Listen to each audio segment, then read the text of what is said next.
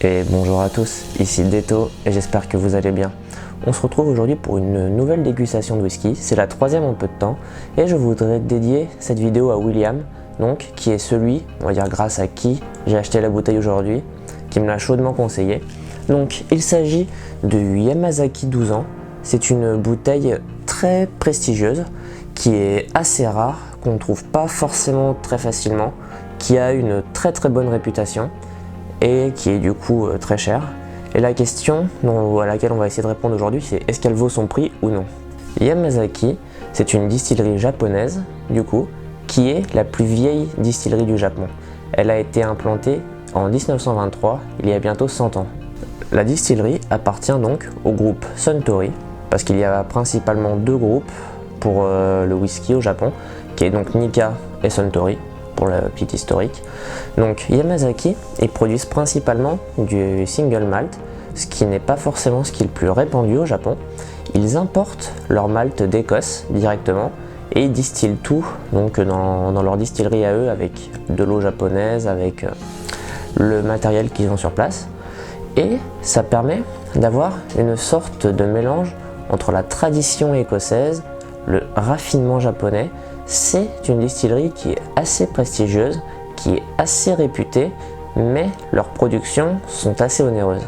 Alors ici, il s'agit donc de leur version 12 ans, qui est une bouteille qui en France se monnaie entre 130 et 140 euros. On a quand même devant une bouteille qui vaut un certain prix. Cette bouteille a gagné de nombreux prix par le passé. C'est important à préciser, c'est une bouteille qui a pignon sur rue, et c'est une bouteille qu'on ne trouve pas forcément très facilement, qui est très vite en rupture de stock une fois qu'elle est réapprovisionnée. Ce qui fait que si c'est une bouteille qui vous intéresse, que vous la trouvez en ligne ou en magasin, n'hésitez pas forcément trop si vous désirez l'acheter. Par exemple, le plus grand revendeur français, qui est la Maison du Whisky, limite la commande de cette bouteille à une bouteille par commande et par client. C'est assez restrictif. Ils sont actuellement en rupture de stock. Chez mon caviste, il en restait uniquement deux. Ils s'étaient battus pour en avoir quelques-unes. Du coup, là, j'ai pu en avoir une. Et je suis vraiment impatient de la goûter. On va pouvoir ouvrir la bouteille. Dans les deux précédentes vidéos, j'avais eu du mal. Là, ça a l'air d'aller. Étrangement, on va peut-être réussir à faire ça en une seule prise. Hop. Ça tombe. Ça, c'est pas très grave. Hop. Ah, ça se dévisse, tiens. C'est plutôt rare ça. On est quand même devant une odeur assez sympathique de prime abord. Donc, je me verse un petit verre. Voilà, pas la peine d'en boire trop. J'en verse un peu pour le caméraman, quand même. Hop. Et on va pouvoir donc passer à la dégustation. Alors, déjà l'odeur, on est sur un produit, je dirais, qui me rappelle pas une originalité fantastique, mais on est devant un côté, je dirais, extrêmement riche. On sent un côté fruité qui est extrêmement présent, une petite fumée légère qui apporte sûrement un peu de caractère et un côté boisé qui est assez présent. Parce que 12 ans de vieillissement au Japon, c'est quand même pas mal. En Écosse, c'est une durée tout à fait standard. Au Japon, on est quand même sur des whiskies assez vieux. Et un grand équilibre se dégage de ce whisky. C'est toujours plaisant à voir, car on a vraiment l'impression d'un whisky qui est parfaitement maîtrisé. On va donc pouvoir le mettre en bouche.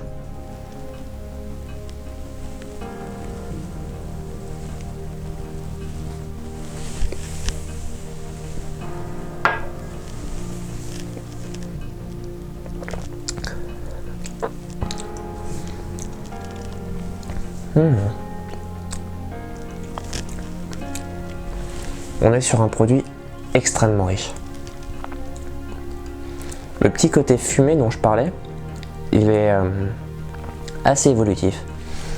Il est assez évolutif. On le découvre un petit peu au début et il nous accompagne tout doucement. Comme je disais, ça apporte un petit côté, un petit caractère je dirais, qui est extrêmement plaisant. L'équilibre dont je parlais se fait extrêmement ressentir. On sent qu'il n'y a aucune approximation dans ce whisky. Il est vraiment très très bon. C'est dans le final, le côté fruité ressort énormément, mais c'est pas des fruits extravagants, on va dire. Je dirais que c'est un petit arôme fruité qui est extrêmement raffiné. Et si je devais donner un seul adjectif pour décrire ce whisky, ce serait raffiné, je dirais. C'est un whisky qui est extrêmement abouti. On sent clairement qu'on n'est pas sur un produit bas de gamme pour le coup. La bouteille, comme ça d'apparence, elle est assez sobre. C'est vrai que quand on va dessus, il n'y a pas d'appellation premium ou quoi, comme on peut trouver chez Nikka par exemple. On voit juste que c'est un whisky âgé de 12 ans, donc il vient de chez Suntory, pardon. La bouteille est tout à fait standard. Je pense que quand on voit cette bouteille là, pour quelqu'un qui n'y connaît absolument rien, qui ne sait pas que c'est du Yamazaki, c'est quelque chose qui est tout à fait standard. Mais au niveau du whisky, on est quand même sur du haut de gamme. Là, il n'y a pas photo. Je ne peux pas me permettre de remettre ça en question. On est sur un produit qui est, comme je le disais, extrêmement abouti. Et ce qui est intéressant, c'est que j'avais lu qu'il y avait une sorte de mélange, je l'avais dit d'ailleurs, une sorte de mélange entre l'Écosse et le Japon. Et je dirais que c'est extrêmement vrai. Il y a un petit côté, on va dire, traditionnel du whisky, qu'on peut retrouver chez les plus grands du nom, comme Dalmor par exemple. Mais il y a un côté japonais aussi, qu'on peut retrouver donc chez Nikka. Par exemple, je m'étais fixé comme comparatif le Nikka 12 ans, qui est pour le coup un blend, qui n'est pas un single malt, mais qui est un très très bon whisky aussi. Et on peut retrouver un petit peu ce côté-là.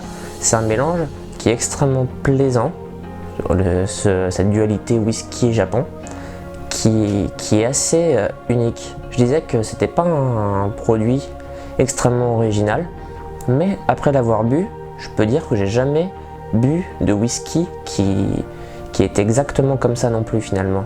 J'ai été mauvaise langue pour le coup, et c'est un produit qui vaut vraiment le détour. Donc le but était de répondre, est-ce que cette bouteille vaut son prix? Pour le coup, j'étais assez sceptique au départ. C'est donc William, un membre du Discord, qui m'a chaudement conseillé cette bouteille et qui m'a dit qu'elle n'avait pas volé sa réputation. Et pour le coup, je peux lui donner raison. C'est vraiment un whisky haut de gamme. On n'est pas sur du whisky standard, on va dire. Après, est-ce qu'il vaut 140 €? Est-ce qu'il vaut 130 €? Je dirais que ça dépend un petit peu de votre appellation. Je ne peux pas dire que c'est forcément beaucoup plus exceptionnel que du Nikka 12 ans. En revanche, c'est quand même un petit peu supérieur. Si je devais donner une valeur comme ça, je dirais que c'est peut-être 120 €. Donc, on n'est pas si loin de ça que du prix qui est fixé. Donc, c'est une bouteille qui, en tout cas, n'usurpe pas son prix. Ça, on peut le dire de manière claire et nette. C'est assez important à préciser. Je dirais que ce qui fait que j'ai ce jugement-là, c'est le côté extrêmement raffiné du whisky. Le fait qu'il n'y a rien d'outrancier, qu'il n'y a rien de vulgaire. J'en discutais donc avec mon caméraman qui me demandait peut-être éventuellement de précision. Mais quand je disais outrancier ou vulgaire, c'est que par exemple pour le côté fruité, c'est pas un côté extrêmement exotique qui ressort. C'est plus un côté, on va dire, du côté de tout ce qui est pomme, peut-être un petit peu poire, prune, des fruits comme ça, qui sont des fruits qui sont extrêmement bons, mais qui n'est pas forcément des choses qui ressortent en bouche et qui explosent comme ça.